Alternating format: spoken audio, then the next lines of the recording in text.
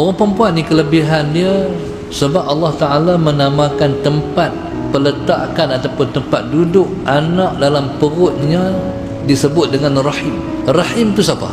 Rahim tu Allah, nama Allah. Allah letakkan dalam perut orang perempuan tempat duduk anak itu dengan rahim. Maka sebab itu perasaan yang dimiliki oleh seorang ibu terhadap anaknya dengan perasaan yang dirasai oleh seorang ayah tidak sama. Contoh, mak dia teringatlah ke anak di asrama. Si mak ni kata, pasal apa teringat sangat dekat Alung tak ada duit apa, ataupun pasal apa, jom kita pergi ayah, kita tengok asal pasal apa dia. Ayah ni macam ayah, tak apa, dan pergi mak tu sehari tuntut pula ayah, jomlah kita pergi tengok pasal apa tu. Orang lelaki ni tak mana pun keras, tapi kalau bini ajak pujuk lama-lama kalah. Jom pipi di asrama rupa-rupanya jatuh katih, wadan tak telefon bagi tahu. Kadang-kadang contoh, maknanya naluri seorang ibu itu, salah Muhammad